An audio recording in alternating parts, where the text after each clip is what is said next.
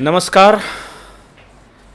एक ऐसी शख्सियत, उत्तर प्रदेश में जन्म, फिर उत्तराखंड पढ़ाई के लिए, नौकरी के लिए साउथ इंडिया, सॉफ्टवेयर इंजीनियर और बाद में पॉलिटिकल एनालिस्ट। और पॉलिटिकल एनालिस्ट भी ऐसे कि जिन्होंने कई किताबें लिख डाली महज कुछ सालों के फासले पर। हमारे साथ शांतनु गुप्ता जी हैं। आपका बहुत बहुत स्वागत है। शांतनु जी, मैं बता दूं कि आपका मैं रेगुलर व्यूअर हूं। बहुत बहुत और योगी आदित्यनाथ पे आपने 3 किताबें लिखी है या जो भी किया है। आई थिंक कि सिर्फ 2 ऐसी आपकी बुक है जो कि पॉलिटिकल नहीं है। हाँ, एक फुटबॉल वाले पे और एक रामायण वाले पे, और उसके बाद बाकी सब पॉलिटिकल है। शुरू करते हैं मौजूदा लोकसभा इलेक्शन पे। जी। कैंपेन स्टाइल में मुझे फ़र्क नज़र आया एनडीए और इंडिया का। आपने कुछ ऑब्जर्व किया? क्या फ़र्क, बेसिक फ़र्क क्या था? देखिए, काफ़ी बेसिक फ़र्क था। चाहे वो मेहनत के स्तर पर देख लो, चाहे वो क्या बात कर रहे थे, क्या आइडियोलॉजी थी, उसके स्तर पर देख लो। नरेंद्र मोदी एक एक दिन में 3 रैली, 1 रोड शो और मल्टीपल इंटरव्यूज़ करते थे। जब तक ख़त्म हुआ तो पता लगा कि 206, 205 उन्होंने रोड शो प्लस रैलीज़ करे और 80 से ज़्यादा इंटरव्यू दिए। एक एक चैनल के 2 एंकर्स को कई बार इंटरव्यू दिए। जो ज़िंदगी में उन्होंने जितने इंटरव्यू नहीं दिए थे उन्होंने शायद सारे इस समय दे दीजिए। ये तो होगी मेहनत की बात। यहाँ पे राहुल गांधी की उसकी आधी भी रैली नहीं है। राहुल गांधी कुछ जगह तो गए भी नहीं। जैसे बंगाल में उन्होंने अधीर रंजन चौधरी के लिए, जो उनके लोकसभा में एक तरह से नेता थे मेन, उनके लिए तक रैली नहीं करी। और जो विपक्ष का गठबंधन था, वो पता भी नहीं था कि जो आपने इंडिया अलायंस बोला, इसको हम इंडिया अलायंस बोलते हैं, वो कहाँ था या कहाँ नहीं था। जैसे अगर मैं आपसे कहूँ, कोई क्वेश्चन पूछूं कि क्या टीएमसी को आप इंडिया अलायंस में गिनेंगे, मुझे नहीं पता। क्योंकि ममता बनर्जी रोज अपने यहाँ बोलती थी कि कांग्रेस को वोट देबो ना। अब कांग्रेस को वोट देबो ना तो आप इंडिया अलायंस में कैसे हैं? क्या आम आदमी पार्टी इंडिया अलायंस में है? अब आप कहेंगे हाँ भाई, दिल्ली में तो सीट शेयरिंग है, लेकिन पंजाब में वो भर भर के गाली देते हैं। कांग्रेस क्रेडिट लेती है कि शराब घोटाले का सबसे पहला जो खुलासा करा हमने करा। और तो एक ही हो गया। केरला में वायनाड में, जहाँ से शहजादे जी की सीट है, राहुल गांधी जी की सीट है, वहाँ पे लेफ्ट एक बड़ा कैंडिडेट खड़ा कर देती है, एनी राजा, जो डी राजा की पत्नी है। मतलब उसको हराने का पूरा प्रयास करा जाता है। और उनको इतना डर लगता है कि वायनाड का चुनाव खत्म होने के बाद वो रायबरेली का पर्चा भरते हैं आखिरी दिन जाके। जैसे जो आखिरी दिन हो, जैसे कुछ लोग बच्चे नहीं होते जो आखिरी दिन फॉर्म भरते हैं, तो इसलिए लगा एक तो कंपोजिट नहीं था। यहाँ पे बिल्कुल एक सगट टीम थी। जो पता लग रहा था उसका एक कैप्टन है, उसमें नरेंद्र मोदी हैं, उसके सेनापति हैं, उसमें अमित शाह हैं, उसमें धुरंधर हैं जैसे योगी आदित्यनाथ, उसमें जेपी नड्डा, हेमंत बिस्वा, स्मृति ईरानी, बहुत सारे धुरंधर हैं उसमें। एक टीम पता लग रही, फोर्स पता लग रही। यहाँ पता ही नहीं, वो इलेक्शन के टाइम ही एक दूसरे को गाली दे रहे हैं। ड्यूरिंग इलेक्शन गाली दी गई है। जैसे मैंने कहा, ममता बनर्जी ने कहा कि कांग्रेस को वोट देबो ना। पंजाब में आम आदमी पार्टी कांग्रेस को गाली दे रही है, कांग्रेस आम आदमी पार्टी को गाली दे रही है। जबकि जब मान ने कहा कांग्रेस गई, और जब केजरीवाल छूट के आए तो सबसे ज़्यादा दिक्कत पता है किसे हुई? सबसे ज़्यादा दिक्कत हुई कांग्रेस, पंजाब कांग्रेस को, कि ये अब कैंपेन करेगा हमारी सीटें, क्योंकि पंजाब में कांग्रेस को गेन हो रहा है। तो ये जो लगा कि भाई कौन लड़ रहा है यही नहीं पता आपको। मतलब जनता जब वोट देने जाती है तो आजकल की जनता 24/7 सोशल मीडिया देख के जाती है। उसे पता है, उसे हर विषय पे हम लोगों से ज़्यादा पता है। उसे पता है जब मैं दबाऊंगी तो मैं प्रधान के लिए वोट डाल रही हूँ, कि मैं काउंसलर के लिए डाल रही हूँ, मेयर के लिए डाल रही हूँ, विधायक के लिए डाल रही हूँ। इस विधायक को चुनने से मुख्यमंत्री कौन बनेगा, इस सांसद को चुनने से प्रधानमंत्री कौन बनेगा, जनता को पता है। उसे कोई चेहरा नहीं दिख रहा है। तो पहले तो ये बात। दूसरी बात कि बात क्या हुई, आइडियोलॉजिकल स्तर पे मैं क्या बात हुई। देखिए, जो राम मंदिर 22 जनवरी 2024 को जिसका प्राण प्रतिष्ठा हुई, और ये हमें पहले से पता था, है ना, 1 साल पहले से पता था कि जनवरी में होने वाली। अगर हमें पता था तो अपोजिशन को भी पता था। अपोजिशन को पता लगा कि भाई इस समय तो बहुत बड़ा हिंदू कंसोलिडेशन होने वाला है और हो जाएगा। तो हम क्या करें, हमें हिंदुओं को बांटने के लिए अभी से कुछ बात करनी शुरू कर देनी चाहिए। तो उन्होंने क्या शुरू करा, कास्ट सेंसस का शगुफा शुरू कर दिया। और क्योंकि नीतीश कुमार दूसरे खेमे में जा चुके थे, उन्होंने नीतीश कुमार को उसका राजा बना दिया, उसका प्रणेता बना दिया, उसका लीडर बना दिया कि नीतीश कुमार की सरकार थी, वो कास्ट सेंसस करेगी। अब उन्होंने कास्ट सेंसस करा। उनका आइडिया क्या था, कास्ट की कॉन्शियसनेस और पैदा हो। जो हिंदू कंसोलिडेशन से कास्ट की कॉन्शियसनेस जा रही है, आदमी अपने आप को हिंदू ब्राह्मण क्षत्रिय शाख यादव नहीं सोच रहा है, सोच रहा है लेकिन कम कम वेटेज दे रहा है, वो ज़्यादा वेटेज अपनी हिंदू एंटिटी में दे रहा है। लेकिन इससे तो भाजपा को फायदा हो जाएगा, इससे तो भारतीय समाज को फायदा हो जाएगा। कंसोलिडेटेड समाज हर समय ताकतवर समाज होता है, उसको तोड़ो, उसको बोलो नहीं नहीं तुम हिंदू नहीं हो, तुम ब्राह्मण हो, तुम शाख हो, तुम यादव हो, तुम्हारी जाति तुम ईबीसी हो, तुम ओबीसी हो, उसको कास्ट कॉन्शियस में कॉन्शियस कराओ, तो कास्ट सेंसस करा। वो अलग बात है कि नीतीश कुमार जो उसके लीडर थे वही छोड़ के इधर आ गए। तो राहुल गांधी का जो पूरा प्लान था कि मैं कास्ट सेंसस के नाम पे चुनाव लड़ूंगा, लोगों को बांटूंगा और उसमें से एक जाति लेके अपनी साइड आ जाऊंगा, वो तो नहीं हो पाया कुछ। तो जब नहीं हो पाया तो उन्होंने अब क्या करें, अब तो नीतीश कुमार ही चले गए। तो उन्होंने कहा अब झूठ का सहारा लेते हैं, जो कांग्रेस की पुरानी राजनीति है। कैसे झूठ बोला, बहुत बड़े स्तर का झूठ बोला। पहले संविधान बदलो, रिजर्वेशन बदल देंगे संविधान भाजपा 400 आएगी तो संविधान बदल देगी। मतलब जब राजीव गांधी 400 आए थे तो वो संविधान बदल देते क्या? और जब उनको लगा ये नहीं चिपक रहा है तो और क्या चिपको, अब बोलते हैं रिजर्वेशन खत्म कर देंगे, रिजर्वेशन खत्म कर देंगे। अब ये भी नहीं चिपका तो उन्होंने बहुत बड़े लेवल का झूठ बोला। उन्होंने क्या करा, अमित शाह के एक वीडियो को डॉक्टर करा, उसको फेक, जिसको हम डीप फेक बोलते हैं, और उसको अपने मुख्यमंत्री से पोस्ट करवाया। जो तेलंगाना के मुख्यमंत्री हैं कांग्रेस के, रेवंत रेड्डी, उन्होंने अमित शाह का एक फेक वीडियो पोस्ट करा। इससे बड़ा झूठा कैंपेन मैंने तो नहीं देखा भारत के इतिहास में, कि आप अपने मुख्यमंत्री को, देखिए कोई कार्यकर्ता डाल दे, कोई डाल दे तो एक बार को चलता है ना, आपने अपने मुख्य, और आपको पता था कि वो फेक वीडियो है, बिल्कुल, क्योंकि भाई वो पूरी रैली टेलीवाइज्ड है, तो आप देख सकते हैं, पूरी यूट्यूब पे है, अमित शाह जी के पेज पे है पूरी रैली। तो उन्होंने क्या कहा, अमित शाह जी कह रहे थे कि कांग्रेस जो ये मुस्लिम वर्ग को रिजर्वेशन देती है उसको हम खत्म कर देंगे, उन्होंने इसको हटा के हम SC/ST रिजर्वेशन खत्म कर देंगे, ये बाइट डाल दी। आजकल क्या होता है, अगर आप किसी भी व्यक्ति के 50-60 वीडियो AI के सिस्टम को फीड कर दें तो आवाज को रीमॉडुलेट करके क्रिएट कर लेता है, और उन्होंने उस आवाज में वो डायलॉग बुलवा दिया उन्होंने, और ये फेक वीडियो डाल दिया। अब ये फेक वीडियो खूब वायरल कराया गया, सुनाया गया रैलियों में, छोटी सभाओं में जहाँ पे कैमरा लाइट नहीं होता है, सब सुनाया गया। तो ये बात फैल गई, SC/ST समाज में, OBC में, दलित वर्ग में, आदिवासियों में फैल गई कि भाजपा कुछ रिजर्वेशन के साथ कर रही है, भाजपा कुछ बाबा साहब अम्बेडकर के संविधान के अराउंड कर रही है। अब नरेंद्र मोदी ने, who is a very brilliant political brain, उन्होंने क्या करा, जो तीर आया था उनको उन्हीं की तरफ मोड़ दिया, उसको बहुत स्मार्टली डायरेक्शन दे दी। जो कैमरा विपक्ष ने भारतीय जनता पार्टी नरेंद्र मोदी पे फोकस करा, उन्होंने वो लाइट इनके काले कारनामों की तरफ फोकस कर दी। क्या फोकस कर दी, इनका जो मुस्लिम अपीजमेंट का पुराना इतिहास रहा है कि एंटी कॉन्स्टिट्यूशन होकर भी, कॉन्स्टिट्यूशन के अगेंस्ट जाकर भी आप मुसलमानों को फेवर करो। कैसे करो, आंध्रा में, समग्र आंध्रा, अभी वाला आंध्रा नहीं, जब YSR रेड्डी हुआ करते थे, इन्होंने कई बार प्रयास करा कि OBC कोटे में से रिजर्वेशन लिया जाए और मुसलमानों को 5% रिजर्वेशन दे दिया जाए। हाई कोर्ट ने मना कर दिया।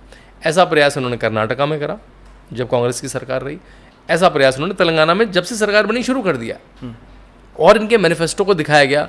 मैनिफेस्टो में पंकज जी एक बार नहीं, 2 बार नहीं, 15 से 16 बार माइनॉरिटी लिखा है। आप कांग्रेस से पूछेंगे कि माइनॉरिटी क्यों लिखा है इतना, बोली माइनॉरिटी लिखा है, मैंने मुसलमान तो लिखा नहीं है। तो उसमें तो जैन भी आते हैं, बौद्ध भी आते हैं, पारसी भी आते हैं। तो क्या होता है, उनके पास एक एलिबाई रहता है, एक कारण कोर्ट में बताने के लिए रहता है, एक सफाई रहती है। लेकिन भाई मनमोहन सिंह हमको बता के जा चुके हैं, मतलब गए नहीं, वो अभी भी हैं। मनमोहन सिंह ने बिल्कुल ऑन रिकॉर्ड कैमरा पे 2 बार कहा कि इस देश के संसाधनों पे जो पहला अधिकार है वो माइनॉरिटी का है, स्पेशली मुस्लिम माइनॉरिटी का। उन्होंने अपने सेंटेंस में कहा specially, particularly the Muslim minority. अगले दिन उनसे प्रेस कॉन्फ्रेंस में पूछा गया, जब उन्होंने सेंटेंस बोला कि भाई आप ये बात पे मतलब टिके हैं क्या, उन्होंने बिल्कुल दोबारा से कहा कि पर्टिकुलरली द मुस्लिम माइनॉरिटी। तो इसका मतलब साफ है कि कांग्रेस के लिए जब भी कांग्रेस माइनॉरिटी बोले, मतलब उसका मतलब क्या है, मुसलमान। जैसे हमने वो आमिर खान कहते थे ना, ठंडा मतलब कोका कोला, माइनॉरिटी मतलब कांग्रेस के लिए मुसलमान, क्योंकि वही वोट बैंक है उनके लिए। देखिए पंकज जी, थोड़ा सा और पीछे जाते हैं।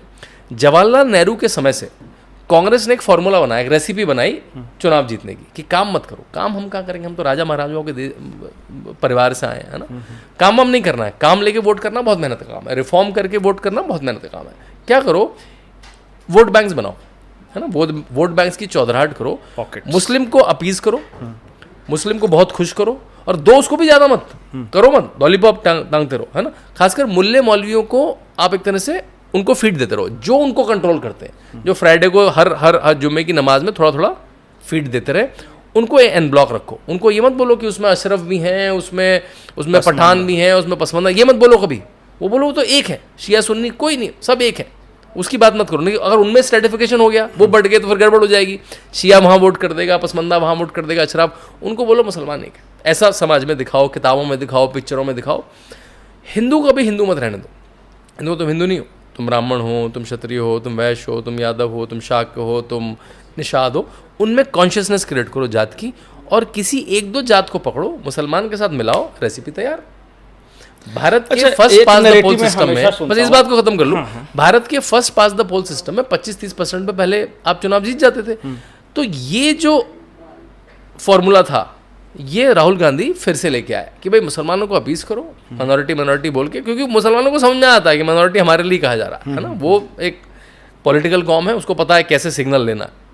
उनको अपीस करो और कास्ट सेंसस के थ्रू हिंदुओं को बांटो और डराओ। देखो डर की राजनीति, मुसलमानों को डराओ हिंदुओं से, और कास्ट को डराओ, देखो मोदी रिजर्वेशन ले लेगा, मोदी रिजर्वेशन ले लेगा। ये जो कैंपेन रहा, नरेंद्र मोदी ने कैंपेन में क्या कहा, उन्होंने कहा मैं तीसरे टर्म में भारत को तीसरी सबसे बड़ी इकॉनमी बनाऊंगा, मतलब मैं पाई को बढ़ा दूंगा। अगर मेरी 3-3.5 बिलियन डॉलर की इकोनॉमी है, मैं उसको 5 बिलियन की, 10 बिलियन की कर दूंगा। मेरी इकोनॉमी बड़ी हो जाएगी तो सबके लिए उसमें हिस्सा होगा। राहुल गांधी का नहीं, मैं ये सब नहीं करूंगा, इतनी मेहनत कौन करेगा। अगर पंकज जी अमीर हैं तो उनसे छीन के मैं गरीब को दे दूंगा, मैं मुसलमानों में बांट दूंगा। तो एक तरह से मैं रॉबिंग करूंगा, मैं चोरी करूंगा। अगर आप कुछ बड़ी संपत्ति छोड़ के जाते हैं तो मैं उसमें इनहेरिटेंस का टैक्स लगा दूंगा। वो एक पुरानी वामपंथी विचारधारा जो मतलब अब रशिया में भी नहीं है, जो अब चाइना में भी नहीं है, ये उसको लेके आ रहे हैं। कार्ल मार्क्स भी अगर आज अगर नहीं है तो आज रेलेवेंट नहीं है, तो अब रेलेवेंट शायद होती होगी। तो उस विचारधारा को ये लेके आ रहे हैं। ये एक प्रोग्रेसिव विचारधारा से बात कर रहे हैं कि मैं तीसरे टर्म में इकोनॉमी कितनी बड़ी बनाऊंगा, मैं नए यूनिकॉर्न्स लेके आऊंगा, मैं इंफ्रास्ट्रक्चर में और पैसा खर्च करूंगा, मैं सेमीकंडक्टर भारत में कंस्ट्रक्ट हूँ। और जो मेरी स्कीमें हैं, नरेंद्र मोदी ने कहा जो मेरी स्कीम है उनको मैं सैचुरेट करूंगा। सैचुरेट मतलब अगर एक गाँव में 1000 लोगों को मिल चुकी है और हैं 1200 लोग, तो मैं 200 लोगों को भी मेक श्योर करूंगा उनको भी घर मिल जाए, पानी मिल जाए, गैस मिल जाए, डीबीटी मिल जाए। तो मेरे ख्याल से बहुत एक प्रोग्रेसिव कैंपेन दिखा मुझे, यहाँ पे बहुत रिग्रेसिव कैंपेन दिखा। एक चीज़ आप ही से सुनते सुनते मेरे मन में ख्याल, ऐसा है क्या कि मुसलमान एक हैं और हिंदू बटे हुए हैं? क्योंकि मैंने तो कई मौलवियों को ये सुना है कि हिंदू में बहुत अत्याचार है, जो सवर्ण हैं वो दलितों पे बहुत अत्याचार किए हैं ऐतिहासिक रूप से, और हमारे यहाँ देखिए बहुत इक्वालिटी है। देखिए ये जो मैंने कहा, ये जो कांग्रेस की जो फिलॉसफी है ये उसको ही केटर करती है। आप चाहे किसी भी वक्फ बोर्ड में देख लीजिए, आप पर्सनल लॉ बोर्ड में देख लीजिए, उसमें आपको केवल अशराफ मिलते, उसमें केवल आपको अशराफ दिखेंगे और महिलाएं नहीं दिखेंगी। हाँ, महिलाएं नहीं, उसमें अशराफ दिखेंगे, महिलाएं नहीं दिखेंगी, या मैक्सिमम दिखेंगे तो पठान दिखेंगे। कौन है? आजम खान पठान है और असदुद्दीन ओवैसी अशरफ है। आप देख रहे हैं, जो अगर मैं बोलूं मुसलमान नेता भारत के, तो ये दो नाम दिमाग में आएंगे। वो अलग बात है कि वो जेल में पड़े हैं और वो चुनाव हारने को है। तो ना तो महिला को रखेंगे और अशराफ को रखेंगे, पसमंदा की तो आवाज़ ही नहीं है। तो और इस बात को लेकिन बोलेंगे नहीं, शिया सुन्नी की तो आवाज़ ही नहीं है, अहमदिया की तो आवाज़ ही नहीं है। तो उन्होंने अपने स्ट्रैटिफिकेशन को कभी बाहर नहीं आने दिया, उन्होंने अपने समाज में कभी सुधार नहीं करे। जो ट्रिपल तलाक भी खत्म करने के लिए, जो वहाँ में मुस्लिम महिलाओं के बीच कुप्रथा थी, उसको लाने के लिए नरेंद्र मोदी को आना पड़ा। देखिए हमारे समाज में, हिंदू समाज में जो भी कुरीतियाँ रहीं बीच बीच में, उसको उसके सुधारक हिंदू समाज से आए, उस किसी को बाहर से नहीं आना पड़ा। हिंदू समाज ने कहा ये गलत है, इसको ठीक करते हैं, और ठीक करा उसको, उसके अगेंस्ट लॉ भी बनाए और सामाजिक कार्य भी हुआ, मंदिरों से भी बात हुई। तो जैसे राम मंदिर का जो पहला पत्थर है वो दलित ने रखा, तो वो सारा हिंदू समाज करता रहा कि भाई जो हम में अगर कुरीतियाँ आ गई हैं, देखिए जो वर्ण व्यवस्था है वो कुरीति नहीं है, उसको जिस तरह से इस्तेमाल कर लिया वो कुरीति बन गई। पहले हुआ भाई काम का विभाजन होगा, ब्राह्मण एक तरह का काम करेगा, क्षत्रिय एक तरह का काम करेगा, बनिए एक तरह का काम करेंगे, और जो जिसको आज हम ओबीसी वर्ग कहते हैं, है ना, वो एक तरह का काम करेगा, और सबकी काम में डिग्निटी होगी।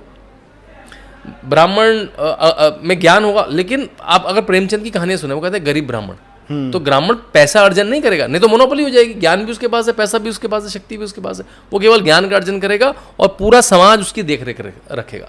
वो एक वर्ग का विभाजन था। लेकिन बाद में क्या हो गया भाई, ब्राह्मण के घर में ब्राह्मण पैदा होगा, वो ऐसा नहीं था। हमारे यहाँ काम से वर्ण था। हाँ, महाभारत में भी कृष्ण की बहन की शादी क्षत्रिय कुल में हो रहा है, और एक यदुवंशीय क्षत्रिय है। कृष्ण खुद में ही वर्ण व्यवस्था को डिस्ट्रॉय कर देते हैं। कैसे करते हैं? कृष्ण राजा भी हैं, कृष्ण लड़ाइयाँ लड़ते हैं, वो क्या है तब? क्षत्रिय हो गए। कृष्ण गीता का ज्ञान देते हैं, उससे बड़ा ज्ञानी कौन है? वो ब्राह्मण हो गए। कृष्ण रथ चलाते हैं, रथ तो सारथी हो गए, जो एक तरह का निचले दर्जे का काम माना जाता था। तो कृष्ण ने तो सारे रोल अपने आप ले कर लिए। उन्होंने कहा कि भी जो जब नीड हो वो काम करो। तो कृष्ण तो एक तरह से अपने आप में कृष्ण का होना ही पूरी वर्ण व्यवस्था को मर्ज कर देता है, राइट। लेकिन इस कास्ट कॉन्शियसनेस को क्रिएट करना और इसमें राजनीति ढूंढना ये अंग्रेजों ने शुरू कर दी थी। अंग्रेजों ने कहा स्ट्रेटिफाई करो, इनको ऐसा करो, इसको कैटर करो, इनको अलग अलग लड़ाओ। वही कांग्रेस ने कहा तो अच्छा फॉर्मूला दे गए। नेहरू की तो पूरी राजनीति माउंट बैटन उनकी पत्नी से सीखी हुई है, भाई उनको लड़वाओ। तो उस राजनीति को कंटिन्यू करते हुए आज भी राहुल गांधी उसको कैरी कर रहे हैं। तो ये मेरे ख्याल से ये दोनों के कैंपेन में मुझे अलग एक चीज़ और है, ये फॉरेन मीडिया का क्या प्रॉब्लम है भारत के साथ और ये एक पर्टिकुलरली मोदी के साथ, क्योंकि फॉरेन मीडिया और डीप स्टेट्स जी इसका एक स्पष्ट रोल दिखाई दिया एटलीस्ट कम से कम 2024 के चुनाव में। मैं आप पूरा वाशिंगटन पोस्ट, न्यूयॉर्क टाइम्स या फिर जो भी, मैं नाम पर्टिकुलर नहीं लूँगा जी, इतने क्रिटिक्स हैं वो जी। रीज़न क्या समझ में आता है? देखिए, भारत एक पूरे विश्व के लिए, वेस्ट के लिए बड़ा बाजार है, लेकिन वो कहते हैं भारत बाजार ही रहे। ज़्यादा बाजार मतलब यहाँ के लोग हमारी चीज़ें खरीदते रहे और हमारे पास पैसा आता रहे, है ना। हमारी जो यूनिलीवर है यहाँ पे हिंदुस्तान लीवर बन के सामान बेचे, है ना। बाबा रामदेव सामान ना बेचे, बाबा रामदेव सामान बेचेंगे तो भाई फिर हम क्या करेंगे। तो हमारी कंपनियाँ यहाँ पे सामान बेचें। अब क्या हुआ, पिछले 10 साल में भारत बड़ा हो गया। भारत पहले यहाँ पे 2 से 5% मोबाइल बनाता था और सब बाहर से आते थे। अब भारत करीब 90 से 95% मोबाइल बनाने लगा है। अब हुंडई जैसी कंपनी भारत में बना के भारत से अपनी कार एक्सपोर्ट करने लगी है। भारत मैन्युफैक्चरिंग का हब बनने लगा है, सेमीकंडक्टर का हब बनने लगा है, भारत सोलर का हब बनने लगा है। भारत की एयरपोर्ट, मैं तो विदेश बहुत जाता हूँ, विदेशों के एयरपोर्ट से कई गुना अच्छे एयरपोर्ट हैं। भारत के मेट्रो सिस्टम विदेशों के मेट्रो सिस्टम से बहुत अच्छे हैं। भारत के पेमेंट सिस्टम, बाहर के रोड अभी भी कार्ड घिस रहे हैं, कार्ड ही घिस रहे हैं। आप जाओ सर, ये नहीं चलेगा, वीज़ा नहीं चलेगा, मास्टर कार्ड नहीं चलेगा, यही चल रहा है अभी वहाँ पर। मैं भी पिछले साल यूके में था, वहाँ भी कार्ड ही घिस रहे हैं लोग, राइट। मैक्सिमम उनके लिए सबसे बड़ा कार्ड टैप करने लगे हैं, है ना। हमारे यहाँ तो मोबाइल में बैठे बैठे आप 5 रुपये भी पे कर लो, 50,000 भी पे कर दो, यहीं बैठे बैठे। मैं भी आपका शो करते करते अपने घर में पैसे वाला, पान वाला, सबके पास पैसे, और 5 स्टार होटल में भी लेनी है टुंग, और 5 स्टार होटल में भी है और ठेले के पास भी है। हमारे यहाँ पेमेंट सिस्टम बहुत एडवांस है, हमारे वोटिंग सिस्टम बहुत एडवांस है। वहाँ पे अभी भी कोर्ट में जाके चुनाव निर्णय हो रहे हैं। हमारे यहाँ बहुत वोटिंग सिस्टम एडवांस है। उनको लगा ये तो यार बड़ी, ये तो बाजार थे केवल, इतने बड़े कैसे हो गए। तो ये उनकी चिड़ है उनकी। अब इन्होंने कहा कि यूक्रेन रशिया वॉर कर रहे हैं, हम जैसा कहेंगे तुम भी वैसा बिहेव करो, तुम रशिया से तेल मत खरीदो। तो जयशंकर जी के भाई हम क्यों नहीं खरीदे, तुम तो खरीद रहे हो, तुम रशिया से लड़ भी रहे हो, रशिया से तेल भी खरीद रहे हो। उन्होंने बड़ी इंटरेस्टिंग बात की, उन्होंने कहा what I buy in a month you bought this afternoon. जितना मैं पूरे महीने में खरीदता हूँ उतना तो तुमने दोपहर में खरीद लिया और मुझे ज्ञान दे रहे हो तुम। फिर उन्होंने एक अच्छी बात कही, उन्होंने कहा नहीं रशिया यूक्रेन वॉर में आपका एक व्यू होना चाहिए, आपको एक साइड लेनी चाहिए। उन्होंने कहा भाई चाइना हमको रोज उंगली करता है, पाकिस्तान हमको रोज तंग करता है, आपने तो कोई साइड नहीं ली। आप तो आज भी पाकिस्तान से डील कर रहे हो, आप तो आज भी चाइना से डील कर रहे हो। नहीं वो अलग मैटर है, ये अलग मैटर है। तो तब इस पे जयशंकर जी ने बहुत सुंदर बात कही। उन्होंने कहा भाई यूरोप को इस भ्रम से, इस भ्रांति से बाहर आना चाहिए कि यूरोप की समस्याएं तो विश्व की समस्याएं हैं, लेकिन विश्व की समस्याएं यूरोप की समस्याएं नहीं है, ऐसे नहीं चलेगा, ये नया वर्ल्ड ऑर्डर है। तो जब ऐसी खरी खोटी सुनाई गई, उनका यार ये तो बड़ा अजीब देश हो रहा है, ये इतना ताकतवर कैसे हो गया, ये इतना बोलने कैसे लगा, ये 56 इंच का सीना क्यों दिखाने लगा, ये तो दबने वाला था, इसको तो हुड़ बोलो तो ये बोलते थे। देखो सोचो हमारे यहाँ 26-11 करके चले गए वो लोग और हम पेपर खेलते रहे। नहीं, नाराज हो जाएगा, चाइना नाराज हो जाएगा, तो अमेरिका नाराज हो जाएगा, तो अरब नाराज हो जाएंगे। अब पेपर खेलते रहे कि हमने उनको एविडेंस भेजे हैं और कुछ नहीं करा। यहाँ पे कुछ हुआ, नरेंद्र मोदी ने घर पे जाके मारा। वो जब भारत की ताकत दिखी तो क्या, तो ताकतवर हो रहा भारत। अब इसको नैरेटिव चेंज करो। तो जैसे चुनाव शुरू होते हैं सारे अखबारों में कुछ ना कुछ आने लगता है, हिंदू मुस्लिम जो भी डिवाइड हो, caste census, divider in chief. और वो भाषा, दुख की बात यह है वही भाषा सेम, अगर आप न्यूयॉर्क टाइम्स के आर्टिकल पढ़ो भारत पे, आप वॉशिंगटन पोस्ट के पढ़ो, आप लंदन स्कूल ऑफ इकोनॉमिक्स के प्रोफेसर्स के वीडियो देखो, वही भाषा आपको राहुल गांधी की दिखेगी, वही भाषा आपको केजरीवाल की दिखेगी। तो आपको पता लगा कि ये भाई कोई नॉर्मल नहीं है, एक डीप स्टेट काम कर रहा है, एक स्टेट के नीचे एक स्टेट है वो काम कर रहा है, जिसमें एनजीओज हैं, जिसमें फंडिंग एजेंसी है, जिसमें फोर्ड फाउंडेशन है, जिसमें ओमीडिया नेटवर्क है, जिसमें मिशनरी ऑर्गेनाइजेशंस हैं, जिसमें चर्च इन्वॉल्व है, वो फंड कर रही है कि ये देश मजबूत ना हो और इसमें कुछ ऐसी शक्तियां काम करती रहें जो इनका चुनाव पे शक करें। खुद के चुनाव कोर्ट में जाके सेटल हो रहे हैं, डोनाल्ड ट्रंप और बाइडेन, वहां पे पता नहीं है कि चुनाव कैसे हो रहे हैं। आपको पता है ये आप सुन के दंग रह जाएंगे, अमेरिका में और यूरोप में अब आया है, यूके में अब आया, आज भी एंटिफिकेशन, फोटो एंटिटी कार्ड के बिना चुनाव होते हैं। आप जाएंगे, आप कहेंगे मैं पंकज हूं और आपको वोट डालने दिया जाएगा, मैं जाऊंगा और मैं कहूंगा शांतनु हूं, मुझे वोट डालने दिया जाएगा। आपको लगा ऐसे कैसे, तो कोई भी फर्जी वोट डाल देगा। मेरी क्लास थी यूके में, मैं अभी एक फेलोशिप में गया था, तो वहाँ पे फोटो आइडेंटिटी कार्ड अभी आया है, उस पर क्लास थी कि फोटो आइडेंटिटी कार्ड कितनी बड़ी बात है। हमारे यहाँ तो कब से फोटो आइडेंटिटी कार्ड से चुनाव हो रहा है। मेरे पिताजी के पास वोटर आईडी कार्ड हुआ करता था। तो मैंने कहा आपके यहाँ क्यों नहीं था? तो बोले कि नहीं, इससे ना प्रोफाइलिंग हो जाएगी, पता लग जाएगा, लोगों को दिक्कत होगी कि मेरी तो प्रोफाइलिंग हो गई, मैं महिला हूँ, मैं काला हूँ, मैं पीला हूँ, मैं हिंदू हूँ, मैं मुस्लिम हूँ, मैं ज्यू, ये लोगों को प्रोफाइलिंग हो जाए, लोगों को बड़ा अनकंफर्टेबल लगेगा। इसकी वजह से हमने कभी आइडेंटिटी कार्ड नहीं बनाए। मैंने कहा फिर वो तो झूठा वोट डाल देगा। नहीं, अगर वो पकड़ा गया तो उसको बड़ी सजा होगी। मैंने कहा आज तक कितने लोग पकड़े गए? 50। मतलब आप सोच रहे हैं एक बड़े देश यूके में 50 लोग आज तक पकड़े गए जिन्होंने फर्जी वोटिंग करी है। तो मैंने कहा ये तो डेटरेंट ही नहीं है, इससे तो किसी को डर ही नहीं लगेगा। अगर 50 ही लोग पकड़ेंगे इतने बड़े देश में, तो मैं भी फर्जी वोटिंग करता हूँ, तो इनके तो चुनाव ही मुझे रिग्ड लग रहे हैं। आप समझ रहे हैं? मतलब ये जो हमें सिखाते हैं कि आप वोटिंग कैसे करें, आपके चुनाव फर्जी है। हमारे यहाँ तो इतना इलेक्ट्रॉनिक वोटिंग है, आप वोट डालने जाते हैं भाई, आप में भी वोटिंग फिंगर तो दिखाई देनी चाहिए हमें, है ना? आपकी में भी वोट डाल के आया। हम लोग पहले जाते हैं, पहले वो कार्ड देखता है, फिर वो नाम में चेक करता है, फिर वो दूसरे रोल में चेक करता है, फिर यहाँ से बीप बजती, तब आप चुनाव जाते हैं, है ना? फिर आपके में इंक लगती है, तो बड़ा मुश्किल है आप हमारे यहाँ चुनाव करना। और फिर वो ईवीएम पहले चेक होती हैं, पोलिंग एजेंट पहले चेक करते हैं। आपको पता है जैसे चुनाव शुरू होते हैं, सबके पोलिंग एजेंट पहले ईवीएम चेक करी जाती है कि 2 वोट इस पार्टी को डाले, 4 वोट डाले, उसका रिजल्ट आया होता है, हर पार्टी का रिप्रेजेंटेटिव होता है, मॉक पोल उसको बोलते हैं, मॉक पोल करा जाता है। फिर वो जब ईवीएम बंद करे जाते हैं, मैं ये इसलिए बोल रहा हूँ, जो कहते हैं ना ईवीएम रिग होते हैं, ईवीएम रिग हो ही नहीं सकते, आप चाहे तो नहीं रिग हो सकते, है ना? फिर वो सारे ईवीएम सील होते हैं, उसपे सील लगती है, सबके सामने सील होते हैं, वहां सपा का भी रहेगा, बीजेपी का भी रहेगा, सब देखते हैं, उसके साइन होते हैं सर, पंकज जी उसके साइन होते हैं। यानी सपा वाले ने हर सीट पे, जो कह रहा है ना, कल अखिलेश ने क्या कहा कि ईवीएम से नहीं डीएम डिसाइड करेंगे। भाई साइन डीएम ने करे थे कि आपने पोलिंग एजेंट नहीं है क्या? आपके पास पोलिंग एजेंट नहीं तो बताइए, आप ही की पार्टी के हैं किस, और आपकी पार्टी के झूठे पोलिंग एजेंट है क्या? उन्होंने झूठा साइन किया है क्या? और फिर वो स्ट्रांग रूम में चले जाते हैं, स्ट्रांग रूम में ताला लगता है सबके सामने, उस पर भी सील लगती है, फिर साइन होते हैं। और आपको वहां पे अपना एक वॉच डॉग बिठाने की भी प्रबंध होता है कि आप अपना आदमी बिठाइए, आप नहीं बिठा रहे हैं क्या? ठीक है, बैठे हैं। फिर जो सील खुलती है फिर सबके सामने खुलती है, फिर वो काउंटिंग स्टेशन में फिर सबके सामने जाते हैं।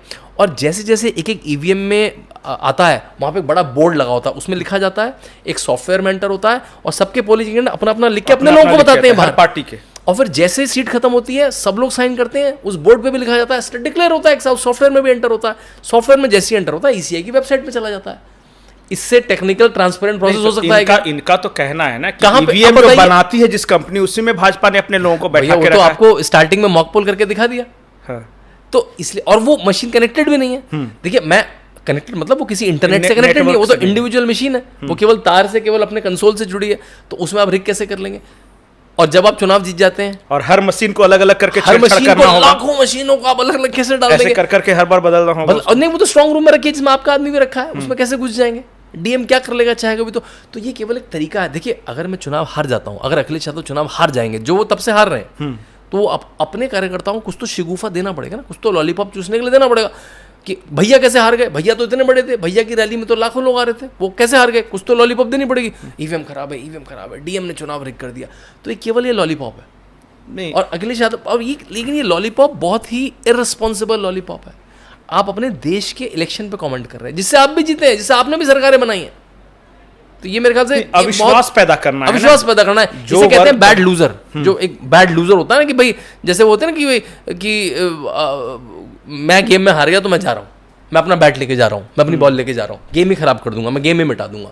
हाँ, ये उस तरह का एक बैड लूजर का बिहेवियर है, जो मेरे ख्याल से बड़े नेताओं को और है। डीप स्टेट्स और फॉरेन की बात आई तो वो रेजिम चेंज नाम का एक शब्द है, कई देशों में वो सक्सेसफुल हुआ है, वही खून लग गया उनके। इंडिया में नहीं हो रहा है, और कहीं यही बेचैनी है, और इसलिए वो अविश्वास पैदा कर रहे हैं यहाँ के इलेक्शन प्रोसेस पे, अविश्वास पैदा कर रहे हैं लोगों को अपने ही सोसाइटी पे, अपने ही देश पे, कि तुम्हारे साथ गलत हुआ, मुस्लिमों के साथ भेदभाव होता है। मैं एक अरब का आर्टिकल पढ़ रहा था, पता नहीं कहाँ से उन्होंने डाटा निकाले कि मुस्लिमों का कत्लेआम हो रहा है। हाँ, लिखा है, बिल्कुल। और वहाँ के जो लोग हैं, अल जजीरा में, वहाँ के और पोस्ट में जितने, उसमें आ भी जाएगा वो। एक मेरे पे अल जजीरा ने एक राइटअप लिखा था। अच्छा। हाँ, कि केरला के, मैंने एक वीडियो बनाया था जिसमें बताया था कि वायनाड में ISIS ने एक घेट्टो बना दिया है। बिल्कुल। वो मलेशिया के थ्रू फंडिंग हुई और उन्होंने कुछ ज़मीन लीज पे ली और उन्होंने एक बाउंड्री वॉल बनाया और अंदर कौन रहता है वहाँ की सरकार को नहीं पता, और भी लिबरल मुस्लिम्स को भी अंदर नहीं जाने दिया जाता है। इस पर अल जजीरा ने डायरेक्ट मेरे से फ़ोन इंटरव्यू लिया कि आपने ऐसे कैसे कह दिया, एटलीस्ट आपको मुस्लिम नाम नहीं लेना चाहिए था। मैंने कहा क्या बोल दूँ, जो रह रहे हैं उनके बारे में क्या बोल दूँ? नहीं, ऐसे ओपनली नाम नहीं लेना चाहिए एज ए जर्नलिस्ट को। वो बड़ा बारीक माइन्यूट डिटेल्स यहाँ के हासिल करते हैं। रेजिम चेंज नहीं कर पाना उनकी समस्या है। जी बिल्कुल, वो चाहते हैं कि जैसे मैंने आपसे कहा कि ऐसी रिजीम रहे जिसको मैं पपेट की तरह चला पाऊँ, जो और सोरोस 2 बिलियन फंडिंग। हाँ, सोरोस ने तो कहा ही है कि भाई मैं राष्ट्रवाद की भावना मिटा दूंगा, हमें नरेंद्र मोदी के ब्रांड को कम करना है, मुझे राष्ट्रवाद की जो मजबूत देश की कॉन्सेप्ट नहीं चाहिए, मुझे एक फजी स्टेट चाहिए जो मेरे हिसाब से काम कर सके। तो डीप स्टेट की ताकतें यही चाहेंगी, चाहे वो आर्म्स पावर हैं, चाहे वो फार्मेसी की। देखिए आपको समझना पड़ेगा जो 3-4 बड़ी ताकतें क्या हैं वर्ल्ड की। एक है फार्मा लॉबी, बहुत बड़ी लॉबी है ना, क्योंकि भाई वो एक दवाई छोड़ दें, एक बीमारी छोड़ दें, एक पैथोलॉजी लैब्स को इंडिकेटर दे दें कि अब से शुगर इतने के बीच में शुगर मानी जाएगी।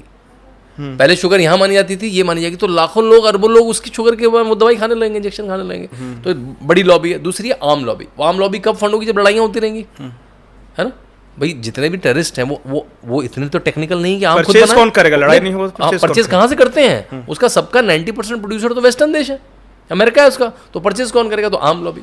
तीसरी है ऑयल लॉबी, तेल, और तेल से जुड़ी हुई मोटर लॉबी। तभी इनको सोलर से बड़ी दिक्कत है कि सोलर आएगा तो तेल लॉबी खा जाएगा। तो ये जो लॉबीज़ हैं, राइट, इनको कंट्रोल भी चाहिए, फिर मार्केट्स पे कंट्रोल चाहिए। इंडिया बड़ा मार्केट है, तो ये कुछ नया ना कर लें, कुछ अपना ना कर लें। ये सरकारें हमारे हिसाब से ले, जो दवाइयां हम कहें। आपको पता है कोरोना के समय में फाइजर की एक बड़ी लड़ाई थी कि भारत क्यों नहीं खरीद रहा है, नरेंद्र मोदी मेरे टीके क्यों नहीं खरीद रहा है, अपने क्यों बनवा ले रहा है भाई। और भारत के तो हर दिन प्रेस कॉन्फ्रेंस कर रहे थे कि फाइजर बोले क्या, ये सब आप सबके दलाल हैं। बल्कि मैं तो कहूँगा चेतन भगत, जिसको लोग घर घर जानते हैं, उन्होंने फाइजर की लॉबिंग करी। मैं चेतन भगत की किताबें पढ़ता हूँ, मतलब मुझे कोई बहुत खास नहीं लगती किताबें उनकी, हल्के स्तर की किताबें होती हैं, लेकिन लोग पढ़ते हैं, अच्छी बात है। लेकिन उन्होंने फाइजर की लॉबिंग करी उस समय, और वो फंडेड थी नहीं फंडेड थी पता नहीं। अब बाद में पता चला फाइजर का। देखिए फाइजर के टीके में क्या क्या प्रॉब्लम है। देखिए फाइजर के टीके में प्रॉब्लम अलग बात है, मैं अपने देश में क्यों ना बनाऊं। केवल 5-6 देश ऐसे थे जो अपना टीका बना पाए। हमने तो अपना भी टीका बनाया और एस्ट्राजेनेका का टीका भी भारत में बनाया, और 80 देशों को दिया भी, फ्री ऑफ कॉस्ट दिया भी। अपने 100 करोड़ लोगों को 2-2 बार टीके लगाए और 80 से ज्यादा देशों को हम दे भी पाए। तो भारत की इस मजबूत ताकत से तो फाइजर और अमेरिका की पूरी फार्मा लॉबी डर जाएगी। पहले हम अपने बूट भी आर्मी के बाहर से लाते थे पंकज जी, बूट नहीं बना सकते क्या हम? आगरा यहाँ पास में है, वहाँ चमड़े का बड़ा उद्योग है। कानपुर यहाँ पास में चमड़े का बड़ा उद्योग है। आप बूट भी अपने बाहर से लाते थे, अब सब बन रहे हैं। अब भारत डिफेंस में नेट एक्सपोर्टर बनता जा रहा है। 53,000 करोड़ का एक्सपोर्ट किया है, अब नेट एक्सपोर्टर बन रहा है, राइट। अब वो बड़ी बड़ी चीजें भारत में बना रहा है, तो इससे जो डिफेंस लॉबी है बाहर की, उसको दिक्कत होगी नहीं होगी। नहीं तो हम तो भारत में देखते थे यही लुटियंस दिल्ली में बगल में नागर्स, एंड वहाँ रात भर पार्टियां चल रही है, उसमें जर्नलिस्ट आ रहे हैं, नेता आ रहे हैं, वो डिफेंस जो ये दलाल हुआ करते थे। अब पहले कोई भी डील क्वाथरेचियो अंकल या इस तरह के किसी दलाल की, अब क्या है, नरेंद्र मोदी कहते हैं मैं तो कंट्री टू कंट्री डील करूंगा। जो राफेल है वो गवर्नमेंट टू गवर्नमेंट है ना। पहले वो डसॉ सिस्टम से नहीं बात कर रहा है, वो राफेल की जो कंपनी है वो गवर्नमेंट टू गवर्नमेंट बात कर रहा है, तो उसमें तो क्वाथरेचियो अंकल की जरूरत ही नहीं पड़ेगी। तो ये जो लॉबी तो राहुल गांधी राफेल चौकीदार चोर है, राफेल में घपला हुआ, 19 में बुरी तरह से फेल हो गया। 19 में बिल्कुल 2 बार कोर्ट में जाके माफी मांगनी पड़ी। तो ये जो लॉबीज हैं, जब ये मेल्ट डाउन हो रही हैं इनकी, है ना, अब इनकी इतनी सारी फंडिंग ऑर्गेनाइजेशन थी, सबको FCRA मिला हुआ था, कोई भी जाके इंडिया में कुछ भी कर दे, है ना। आप कन्वर्जन के लिए पैसा दे बांट के चले जाएं, आप ह्यूमन राइट्स के लिए पैसा बांट के चले जाएं, आप लेबर राइट्स के लिए पैसा बांट के चले जाएं।